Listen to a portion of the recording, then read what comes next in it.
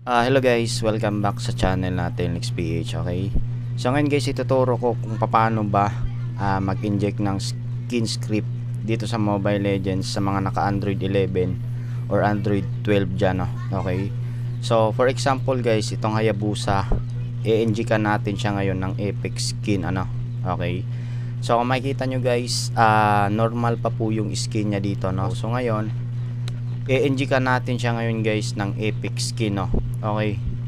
So, for example guys, itong Hayabusa normal to Epic. I-inject natin to. So, copy natin siya. Tapos, punta tayo ng device storage, Android data. So, dito guys, hindi tayo makakapag-paste dito, no? Kasi can't get root access po siya, or access is denied po siya, no? So, ngayon guys, ang gagawin natin, i-download nyo tong application na Shizuku. Okay, so ito. Tapos open nyo lang. So dito guys, i-click nyo po yung pairing dito. Okay, tapos i-click nyo to guys, notification option. Then i-allow nyo lang guys yung notification nya.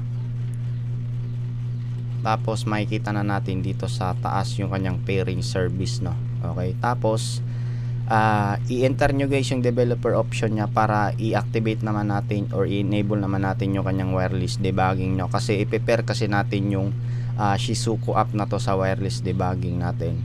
Okay, so punta tayo sa settings. So sa mga wala pang developer option, i-tap nyo lang guys yung about phone nyo, tapos punta kayo ng software information. I-click nyo guys 5 to 6 times yung build number hanggang sa pag may ganyang lumabas, ibig sabihin yan activated na sa akin or sa inyo yung developer option. So nandito siya guys sa baba, ano? Okay. So ngayon guys, dito sa developer option, hanapin nyo po yung USB debugging dito. So kailangan naka-enable to. Tapos itong wireless debugging, dapat naka-enable to. Tapos i-allow nyo guys. Okay. So dito sa wireless debugging guys, i-tap nyo po tong settings na to. Then i-click nyo dito guys yung pair device with pairing code. Okay, so may makikita kayong code dito. So ito na yung i-enter nyo dito sa taas ng Shizuku. So 705182. Then click natin yung send. So pairing successful, Shizuku service now.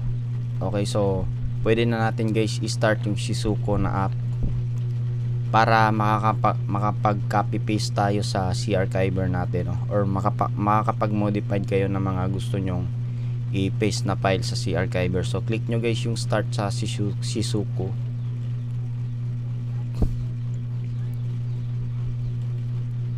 Okay, so ayan guys, running na po yung Shizuku natin na app. So punta tayo ng C-archiver. So dito guys sa C-archiver, pindutin nyo yung 3 dots sa may taas, ito. Tapos click nyo po yung settings. Tapos dito kayo guys sa root.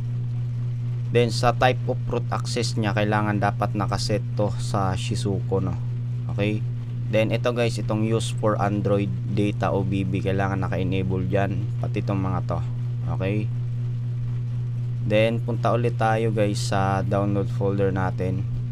So ika-copy paste ulit natin tong i-inject natin na file. Then punta tayo ng device storage, Android, tapos data. So dito guys sa folder ni Mobile Legends, pinutin natin to, tapos sa files tayo, Dragon 2017, tapos sa assets. So dito na natin siya ipi-paste, no? So yung kanina guys, access denied po siya. So ngayon pwede na natin siyang i-paste, no? Okay, so click lang natin to. Okay, so pag ganito guys, replace to all files or override files lang, apply natin to all files, tapos click replace. Okay, so ayan guys, pwede na tayo makakapag-copy or move ng file dito sa kanyang folder, ano? So i-check din natin guys kung gumana ba yung ginawa natin. I-restart lang natin yung Mobile Legends natin. So kanina guys, yung skin ni Hayabusa is naka normal pa po yun, no? Or yung space time shadow nya is naka normal hero skin pa po yun, no? So ngayon check natin kung gumana yung trick na to. Check natin sa mode. So dito pala guys, kailangan dapat nakaset lang po siya sa medium, no, or high kung kaya nyo i-high. Tapos i-off nyo lang yung mga settings na gusto nyong i-off. So ayan, then try natin siya guys sa practice muna. Check natin yung skin ni Hayabusa. So ayan guys, diba, from space time shadow na skin, naging epic skin na po yung hero niya, no, or yung image niya. So gumana nga siya guys. Okay, so para mas makita nyo, itatry natin siya, i-gameplay natin siya, no. Okay,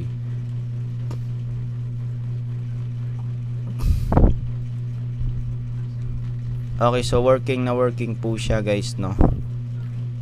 So ayan, working po siya. Okay, so ganun lang guys, kadali at kasimple na kung paano kayo mag-inject ng script file or skin script file sa Mobile Legends sa mga naka Android 11 or 14 dyan, gamit yung Shizuku na app, no. Okay, so ayun lang guys, at sana nakatulong sa ito yung video na to. Please huwag nyo kalimutan bigyan ng like, share at mag-subscribe na rin po kayo sa mga bago dyan. So dito lang guys, at maraming salamat po. Peace.